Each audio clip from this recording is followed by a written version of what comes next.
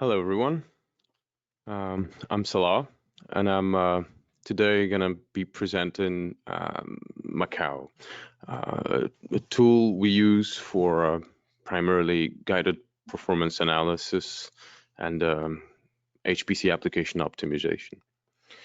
So we're going to start with a definition of what we need to do for optimization, the kind of questions that one might ask before starting to optimize an application. And one of these questions is actually how much an application can be optimized. And what this entails is on an overall HPC application or application in general, what are the parts that need to see a better performance and which parts deserve the programmer's attention.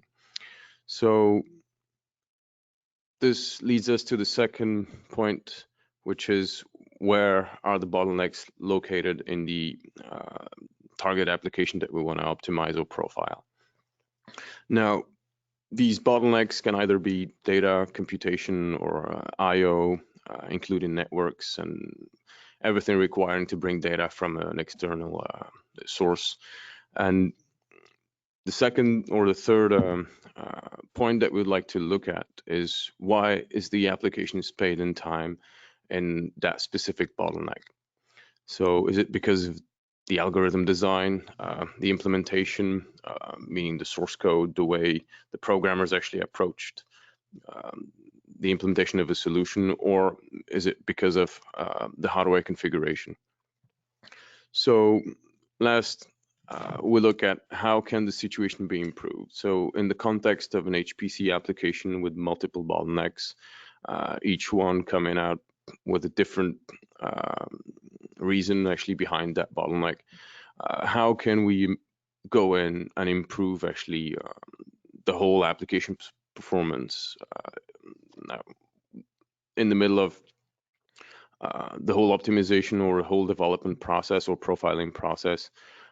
Which step should we go into and try to maybe introduce better code patterns, maybe change the algorithms, and what additional information about the program is required to be able to know exactly what optimization to be applied and where. So these are the kind of basic questions that every programmer or every person or every engineer actually who's interested in HPC or in making a better use of the hardware actually will ask themselves at some point. So these are here actually to lay a certain kind of ground so that we can present actually the different questions that the tool will tackle at some point in the profiling or optimization process. So the whole design process starts with first an algorithm, which is the basic abstract solution to a problem. Then we move to an implementation in a programming language using compilers, runtimes, and libraries, and all sorts of other tools to obtain a binary file or a program that will execute. Now, where in the middle of this process can we interfere also to introduce maybe code patterns that will lead to much better performance, or maybe some transformation of some sort somewhere in the process that will lead to much better performance for the application. To start, introducing the problem from a realistic perspective, this is a loop. We're going to look at a loop which exists in a real quantum chemistry code called actually Polaris. And in this loop, you can see that there are many bottlenecks. I mean, they're all stacked up one on top of the other, and they're scattered also all around the statements of this loop. So the first thing is we have a lot of statements. So there are many things that need to be computed in just one simple iteration. We also have non-unit stride accesses. These are memory accesses where we go into a memory location and extract data, but it's not done in a regular way. The stride changes from one iteration to the other depending on a parameter somewhere. And also indirect accesses, which are much worse than non-unit stride accesses, which means that the index that we would like to access is stored somewhere in memory itself. So this requires two memory accesses. First one to get the pointer address, and the second one is to get the data from the pointer address. We also have divisions and square roots, which are known to be computational bottlenecks. These actually usually, in most scientific codes, they present the worst case, but we can actually get around these divisions and square root either by playing around with the algorithm or using libraries that implement square root or division in a very efficient way. Also, we have a lot of reductions, meaning that we have to do sums and accumulate these sums actually in a variable, one iteration to another. And the number of iterations of the loop is actually variable. So the loop actually is not, the number of iterations of the loop is not known before going into the loop. And it depends on a computation that's performed actually before the loop. Now, this is an example of a loop that exists in a real code. And we're going to go back to this example later, actually, when we dive deep into the MAQAO modules. Now, what does MAQAO do, really? MAQAO first stands for a Modular Assembly Quality Analyzer and Optimizer. And its task is to help programmers characterize the performance of an HPC application. So you're a programmer or an engineer, and your task is to implement a program or an HPC application that will run on a large cluster, and you have many bottlenecks that will arise at some point. With MAQAO, what we try to do is focus on the performance at the core level. So we start with the compute bound, memory bound at the core level, and then we will go into other possible sources of bottlenecks and maybe sources of performance depending on the application. And its task mainly is to guide users through optimization process. So what this means is, as a programmer developing an HPC application, at some point you'll have to do profiling of your application to use the hardware, the underlying hardware, much better than some basic simply compiled code, or maybe to figure out where the compiler actually didn't really do its job properly, and so on and so forth. I mean, MAQAO is there actually to help the programmer go through actually the profiling process and also choose the optimizations in a very informed way. Another one of its main features is that it can estimate the ROI, the return on investment, meaning that if you figure out that you have a bottleneck somewhere in your application and you'd like to apply an optimization, is it really worth it to invest time and resources applying that optimization? And for example, if you have a bottleneck that has maybe 1 or 10%, between 1 and 10% runtime on the whole application time, I mean, is it really worth it to go in for 1 or 10%? This is one of the questions that MAQAO can help actually figure out an answer to. Its most obvious characteristics is that it's a modular tool, meaning that there is a core, and all around that core we can build different plugins and modules that do totally different things. And it offers actually support for x86, 64, and ZN5 architectures. By ZN5, we started with the Knight's Corner and then moving up to Knight's Landing now. It's LGPL3. The core of MAQAO is actually available freely on the internet. You can go to the MAQAO website, MAQAO.org, and download either the binary release or the MAQAO core source code and develop your own plugins and play around with the tool. It started at the University of Versailles here in France in 2004, and we have actually multiple releases on the website. As I said, a binary and a source code release that you can actually download and play around with. We have used MAQAO actually and in the Exascale lab to first perform optimizations on applications. So it's a tool that we use ourselves to work with many partners, like for example, people at the IRSMAC who developed an application called QMC Chem, which is a quantum chemistry simulation. And we managed to get a 3x speed up using MAQAO by figuring out that there were functions called with identical parameters inside many loops. And what we did is go in and specialize actually those function calls. We'll talk about this in details actually in the next slides. We also had a 2.8x speed up on a CFD code called YELS2, which is used here actually to mainly actually perform CFD simulations. CFD simulations, and we managed to reach the speed up by performing a instruction floating point instruction actually removal for better vectorization. So the code was using actually some old instruction sets, and what we did is just go in and replace actually old instructions with better vector instructions. And there were many double structuring directions, as I pointed out before. The code actually showed array within an array pattern, and we just went in and totally changed the structure to obtain the 2.8x speed up.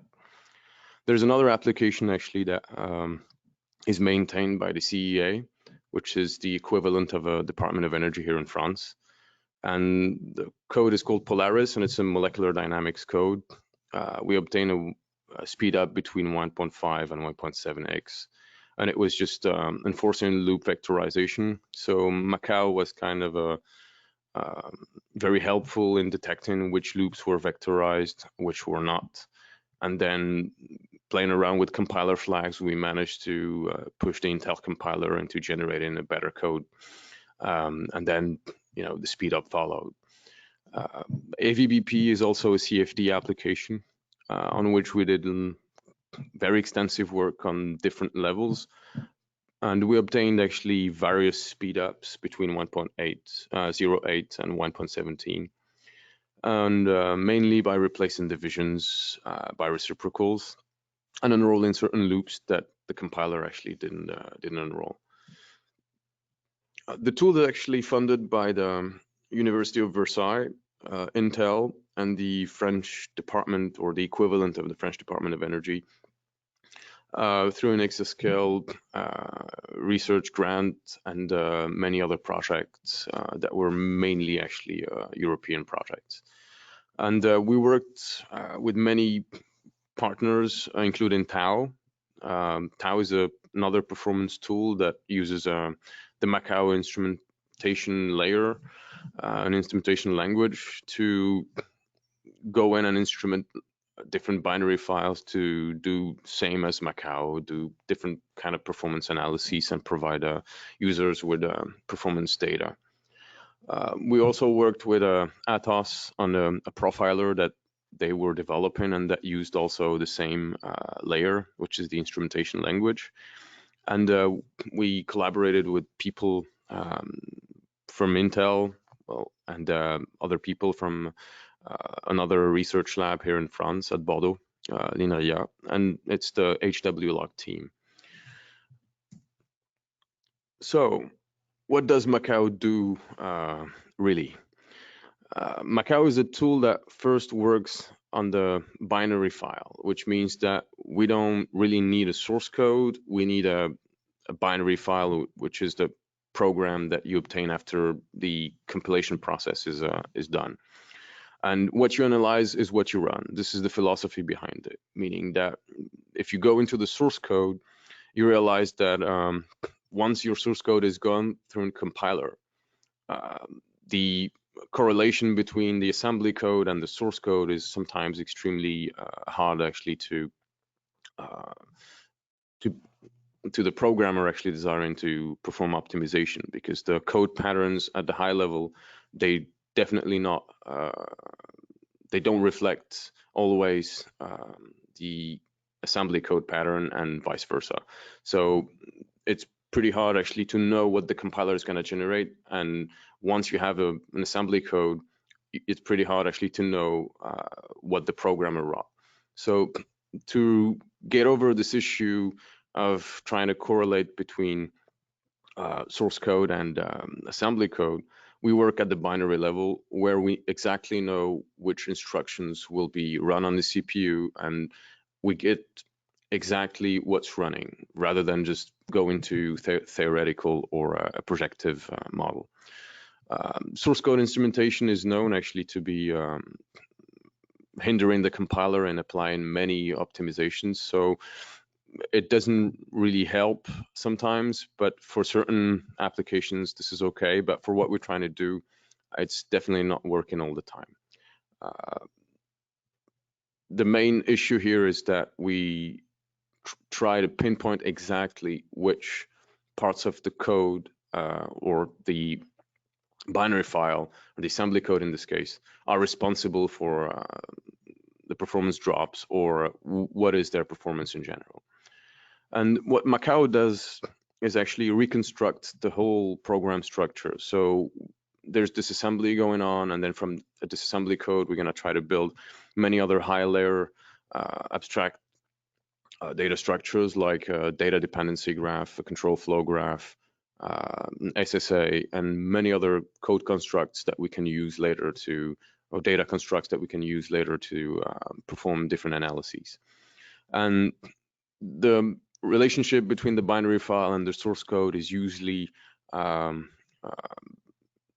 extracted using debug symbols. So once you compile your program, you have to specify actually a debug flag, so that MAQAO can retrace or correlate source lines with assembly lines, and be able to provide a much better insight and much better view of which part of the assembly code is linked to which part of the source code. And this actually brings many challenges. Like, for example, you can have a single loop that, once it is compiled, splits into 3 different loops. And this will definitely actually challenge actually the tool when it comes to loop detection and correlation with source code and so on. And all of this is actually handled in MAQAO pretty nicely. So the main features are the first one is the binary layer, which, as I said before, builds the internal representation from a binary file. So this could be an ELF file in a Linux system, or a PE file on a Windows system, or a MAQAO on a macOS operating system. And what we do with the binary layer is we do disassembly and patching.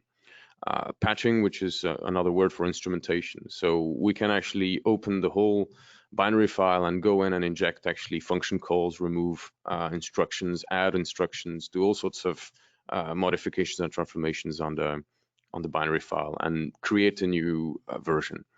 And from that version on, we can actually go in and run it and extract all sorts of other different information using the instrumentation probes. There's also a profiling layer, which consists of 2 different modules: LPROPS, which is a lightweight sample-based profiler, and VPROF, which is an instrumentation-based value profiler. So what LPROF does is wakes up every certain number of clock cycles, and then looks where an application is at the moment of the system interrupt, and then release the application back. And with this, we managed to build a quite reliable profile of hotspots within a certain program, an HPC application in general. And this could be actually either loops or functions, and it's quite lightweight and quite powerful to build actually a a quick profile of a certain application. We'll get in detail, look at LPROF in detail actually in the next slides. VPROF is actually a value profiler, which is mainly a tool that goes into a loop and extracts a number of iterations, can go and extract the parameters of a function, and even report which ones are constants from one iteration or from one instance of a loop or function to another. We also have two static analysis modules, one called CQA, Code Quality Analyzer. And what it does is it evaluates the quality of the assembly code. And it also offers actually performance optimization hints. And it is mainly static analysis, and it's based on a model of the architecture. It can detect whether code is vectorized or not, and so on and so forth. There's also UFS. It's a cycle-accurate CPU front-end simulator.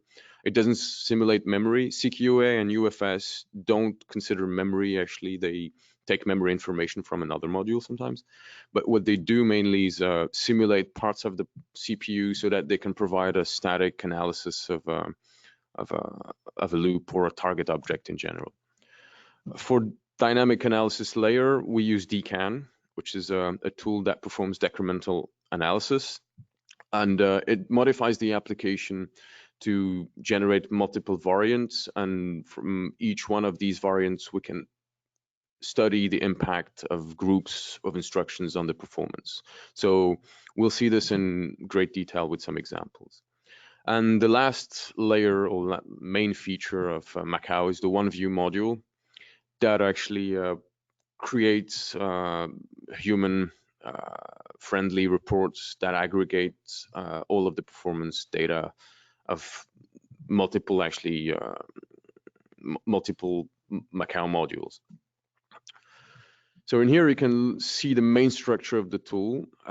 First we start with an application that will be disassembled and then analyzed to build the internal representation, which is DDG, data dependency graph, CFG, control flow graph, and an SSA. And the tool provides an API in Lua, and this API allows to build any module of your choice.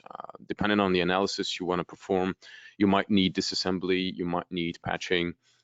Everything is actually available in the form of a Lua API, a bunch of Lua functions that you can call to do all sorts of modifications. And once you go through the module, I mean, you can then go into OneView and generate a report. So in general, you call OneView, and OneView works in multiple modes, which we'll see in detail in the next slides. This is the global view of the methodology. So first, when we go into an application with MAQAO, we do basic profiling to build a list of hotspots, loops, and functions. Then there is the analysis that is performed on these loops and hotspots to figure out whether they are CPU-oriented, compute-bound, or memory-oriented, memory-bound. Now, is the code using the compute units and the compute capabilities of the CPU, or is it stressing the memory access, the memory system by doing multiple memory accesses? So we try to characterize the application on these two main points. LPROP's goal is to be lightweight. So we use sampling for this rather than instrumentation, because sampling is quite fast. Just have to wake up a certain number of cycles, after a certain number of cycles, and then go figure out where the application is actually at that moment. The sampling frequency is quite configurable, I would say, and this allows actually to build quite an interesting and very, I would say, very detailed list of hotspots inside an application. I mean, there's so many details in the profile, yet it is lightweight. It doesn't occur any additional latency on the program. It's very, very lightweight. LPROF actually can also use hardware counters. If you wish to add, you can add a list of hardware counters to be collected while doing the sampling. And the results are generally, as I said before, presented in as a list of loops or as a list of functions. It's very non-intrusive, low overhead, and regardless of the runtime you're using, it will have no problem collecting the profile data that's required for measuring the performance of a certain application or listing the different bottlenecks inside an application. CQA is a developer's assistant, which will go statically analyze the application and figure out whether the assembly code of a certain quality, is there vectorization, how is the vector unit used, is it used properly, is it going right up to the peak performance, or are there still modifications to be applied to the code or to the compiler flags so that we can obtain some interesting vectorized code. And it also presents predictions where it can tell you if your code was vectorized, here is the gain you will obtain, and a projected speed up linked to the gain that we'll obtain in cycles. So what it does mainly is return hints and workarounds after performing the analysis, and it's mainly targeting compute-bound code. So as I said before, it simulates part of the CPU, and then it tries to evaluate how much a piece of code or a loop or any target block would cost in terms of cycles. But it supposes, or it is assuming, that every data is stored in the L1 cache. And it's totally static analysis, meaning that it doesn't require any execution of the binary file. And you can perform cross-analysis, meaning that you can have a binary that is meant to run on a Skylake or a Haswell, studied and disassembled using CQA on a Core 2 or maybe an i7 or an i3 laptop. So the target binary file doesn't have to be compatible with the architecture on which the CQA analysis is being performed. These are the key and main concepts of CQA. So it tries to figure out whether a code is reaching peak performance or not. How does a code use the execution pipeline?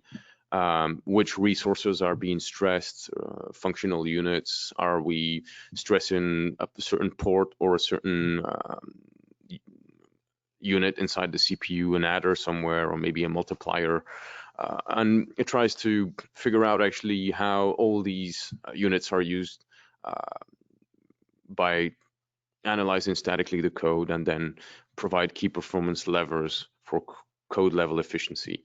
And the levers are mainly, is the code vectorized or not? So users can usually go in and try to better the quality of the optimization of their code using compiler flags, or maybe doing intrinsics by hand, or some kind of optimization that will lead to a vectorized code.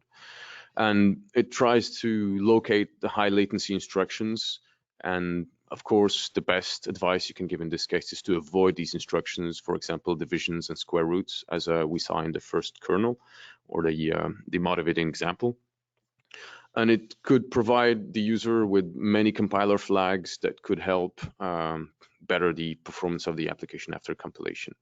And also it can detect many memory patterns and provide advice or hints for memory layout reorganization. So this is an example of what CQA would report on that example loop that we saw before.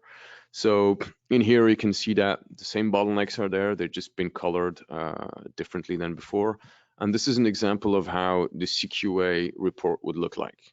So every one of those bottlenecks was detected and reported, and you can clearly see somewhere, for example, in here, that the tool detected that there is non-unit stride accesses, and also detected in here that there are indirect accesses that need to be addressed. divisions and square root, floating point operations that are very slow. And also you can see on the top left that it detected that only 28% of vector registers were actually vector length was used. So this code is definitely not reaching its peak performance, and we could do better actually if we either drive the compiler to apply better optimization, or maybe just re-implement the source code. And you can also see here that there is a projected speed up in case the code is optimized properly. So you can see that 2.65x speed up if all vectorizable statements are vectorized. DCAN. Now, DCAN is quite an interesting tool because what it does is mainly go into a program and modify certain instructions within a target object. So for example, you choose a target innermost loop, and what we're going to do is go in and remove groups of instructions to figure out whether this code is memory bound or compute bound. Now I have a very nice example here later on that we'll look at where we can see exactly actually what DCAN does. So the different variants that DCAN generates are the FP variant, which is the floating point arithmetic instructions variant. So everything that is not floating point arithmetic is removed, and everything that is floating point is kept inside the loop, and then we can run and measure that loop. And then there's another version which called the LS version, load store. LS here stands for load store, and what it does, what DCAN does in this case, is remove every instruction that is not a load or store operation. And it keeps the semantic of the assembly code intact so that we can still run it and not obtain results, but at least measure actually the loop. Also, there's another variant that consists of making sure that every data access within a loop is serviced from the L1 cache. So this is to see whether the code is would maybe present a better performance profile if everything was coming out of the L1 cache, meaning that every data access was blocked and already loaded into the L1 cache before it was required by the loop. Now, this is a visual example of what would happen. This is a reference version where we can see that it's the whole assembly code of the loop. The FP version would mean that everything that's read, meaning that everything that's memory, is removed. So we can clearly see in here that all those read statements have been, or read instructions have been removed. And for the LS version, we remove everything that's green, meaning that everything that is an addition, multiplication, or any arithmetic operation that is floating point will be then removed. Now, the point of doing this is to be able to figure out whether the code is memory bound or compute bound. Now, clearly for this example, you can see that we have a best estimated runtime in cycles. And then we have the reference time, which is the whole loop that we're trying to profile in here. And you can see that by keeping floating point instructions, there is almost no difference between the performance of the reference version and the FP variant. This obviously means that we have a compute bound code. But if we remove everything that is floating point and only keep load store operations, we can clearly see that the code is definitely not memory bound, and that every cycle that this code actually is consuming is mainly for computations. So this is what DCAN allows to do in in-depth to generate an in-depth actually performance report on whether an application is compute bound or memory bound. Now, this is an example where we apply DCAN again with an additional 2 variants. So the first reference variance is still the same. FP variant is closer to ref, so we clearly see that this code is mostly or most of the cycles actually are covered by floating point arithmetics. The LS version shows much better performance. Here, lower is better because we have a cycles per source iteration metric. And these last two variants, we can clearly see that if we remove the division instructions and the square root instructions, the performance compared to the reference is much better. So clearly we have a compute bound, and the main bottlenecks in here are division and square root. And if we remove the load, store, division, and square root, meaning that our code is only doing operations on registers, we can clearly see that the performance is way much better. So if we want to optimize this loop, we better work on the quality of the load store and the maybe avoid using divisions and square root and replace them by maybe different code statements. A word on VPROF. VPROF actually is a tool that does value profiling. So as I said before, it will count the number of iterations of a loop, extract different loop paths, extract function parameters, and even detect whether they're constants from one iteration to another. And what this allows is mainly code specialization. So if you have a function that is always called with the same values, we can go in and put those values as constants within the code. Now, this will definitely lower the density of the code and also the performance, because we won't have to go fetch data from memory or register or however way was presented in the assembly code. OneView is the big view aggregator, which presents the user with either spreadsheet reports or HTML reports. And what OneView does is invoke different modules.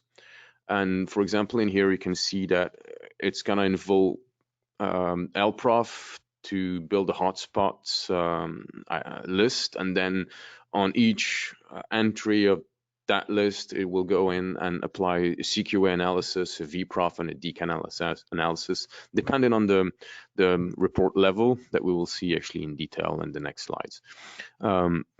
What it does mainly is predict speedups, present different metrics for code quality, using all of the modules that were cited before, CQA, VPROF, DCAN, and LPROF.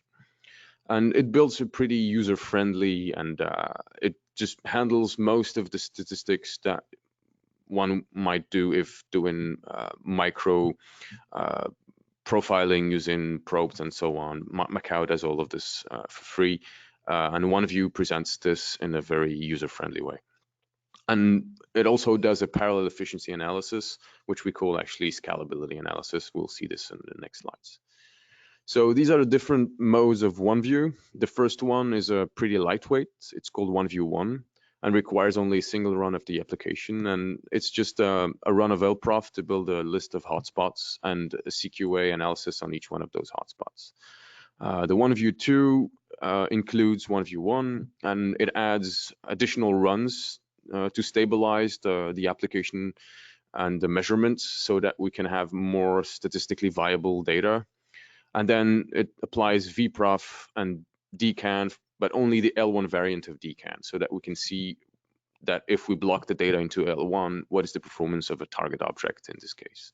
And the target objects are mainly the hotspots that were detected actually prior to running the VPROF or CQA using LPROF.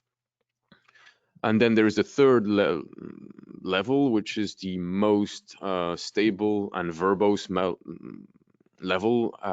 The report for this level is quite big, and it contains many information that are very important for performance analysis and optimization. So this, as you can see, it's more runs of the application to gain more stability and look deeply and thoroughly within the application what's going on. And we do all of the DCAN variants in this case, so the L1, LS, and FP variants. And we also collect hardware performance events, which include many different events, memory-oriented hardware performance counters, things related to the reservation station, and so on.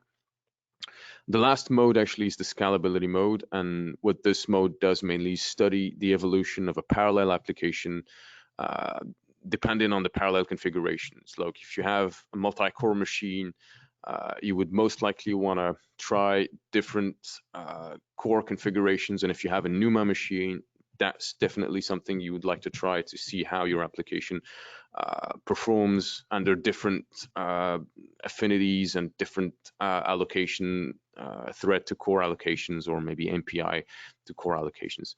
And it can be actually added to any of the prior reports, OneView 1, OneView 2, or OneView 3. And it does mainly LPROP on these different parallel configurations. So OneView is actually the total performance view aggregator that generates all these metrics. It also provides potential speedups, and then all of the LPROP, CQA, and DCAN data are just reported in a human-friendly way. This is, for example, a loop analysis report where you can see that you can have a correlation between the source code and the assembly code at some point. And all the different frames here present different keys to the hints and the bottlenecks, and the reports are mainly human-friendly versions of the command line tools that you used before, like CQA and DCAN and so on. And you can clearly see in here that there is a report that categorizes the hints by probability. So you can clearly see that some hints are more probable in terms of performance if you apply them than others. And the OneView is capable actually of pinpointing which ones are more interesting and could yield a better gain actually if applied. This is a view of the output of the scalability mode. You can clearly see that if we run an application on 1, 2, 3, 4, 5 threads, how does the performance of the application actually evolve with the change of parallel configurations and thread and process placements. We also have inside the scalability report a coverage per category. So we compare the different categories from one run to another. And we have an evaluation of the parallel efficiency, of course, which is coming naturally out of the scalability and the study of the evolution of the speed up from one parallel configuration to the other with different number of cores and different nodes and so on. If you want more information on MAQAO, you can go to the website. There is documentation, and there are 3 tutorials on OneView, LPROP, and CQA. There is a little documentation on the Lua API if you want to try writing your own MAQAO plugins and modules. There's a binary release, as I said before. We do generally 2, 3, maybe sometimes more binary releases a year for stable tested versions of MAQAO, and then there is a core, the source code of the core of MAQAO is actually public. And you can go and check out the list of publications. And there are many people who worked on PhDs, master degrees, and many collaborations. On the left, this is the actual and the current team, the MAQAO team. And there's also the list of collaborators from Intel and many other places. And on the right, you can see a list of past collaborators and team members that worked on MAQAO for the last maybe 10 years. So thank you very much for your attention, and feel free to ask any questions. I'll answer actually your questions vocally. Thank you.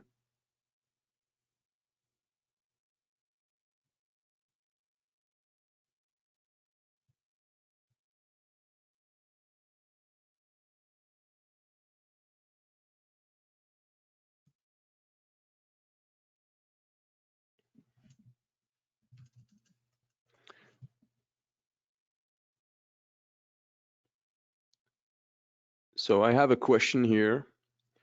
It says, how long does it take to run a full analysis?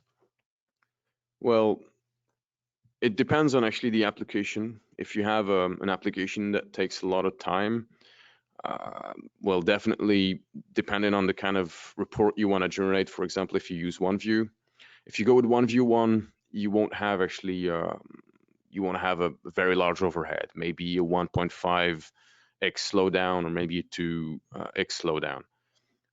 With the report 2, that would slow the application down around 10 to 20x, I would say. So you will have to wait a little more.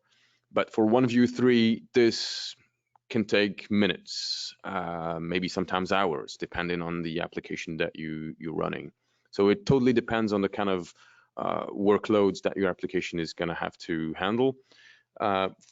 Many times what we do is we use simple, let's just say, lightweight data sets just to figure out how does the application behave.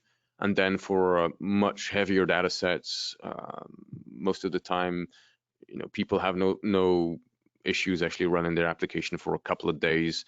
If it is to obtain a very detailed profile of the application and be able to enhance the performance of the application. But it mostly depends on the target application that you're going to run the tool on, and on which report, which level of detail you're trying to get from the tool.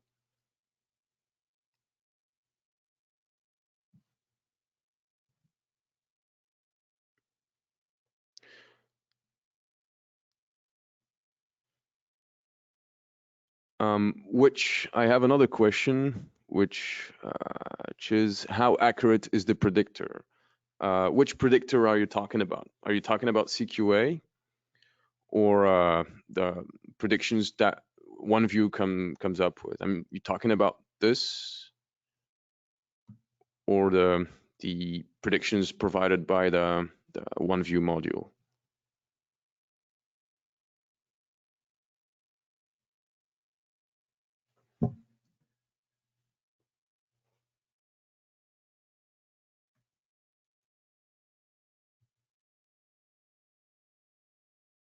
Oh, CQA. Well, CQA is pretty accurate. I would say it is between 1 and 5% error rate. CQA has been tested many times on different applications, and we have almost never had bad jokes with CQA. It's a pretty simple, straightforward static analysis, and it uses very precise micro benchmark results. So depends also on the code complexity. I mean, when you start having different data paths and things that are pretty complicated, the tool might go into maybe 5% error in prediction, but in general, it is pretty accurate. There was a tool that was released by Intel called Intel IACA, but it's not maintained anymore, and CQA was as precise as the Intel tool, sometimes even better in terms of precision than the Intel tool. So if you have any issues with the CQA's prediction precision, actually you can come back to us with the test cases or any cases, and we can look it up.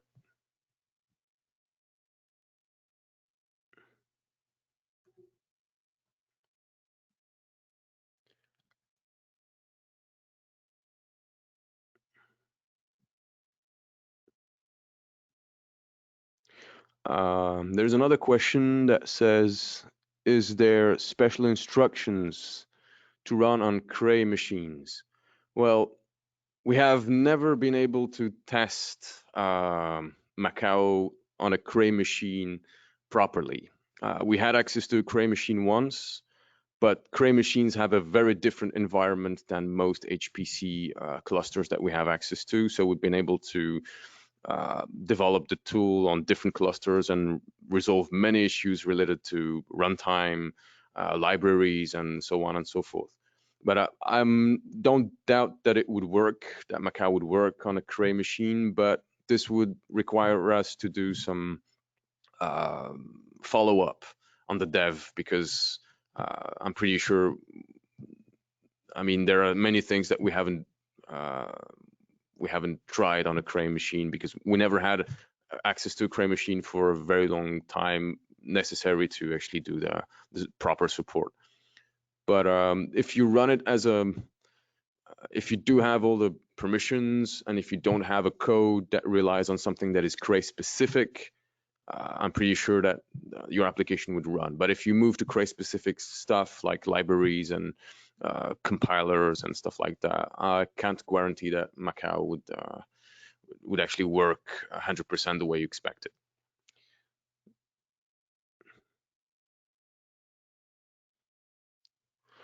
Well, ARM. We have a question. Do you expect to port to ARM or other architectures? Well, we do have ARM support, but it's not public yet because similar to Ray machines, we didn't have access to an ARM server for long enough, and we didn't have many people on the project. We have a very good engineer work on the port for the disassembler for the CQA, because CQA was static analysis, so it didn't require any dynamic changes, but it's still a lot of work actually to be done. And we're a team of 6 engineers, and we can't actually just cover all architectures. So far, the port to ARM is actually done, but not 100% complete.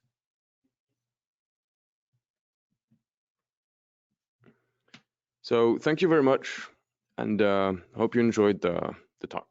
Thanks.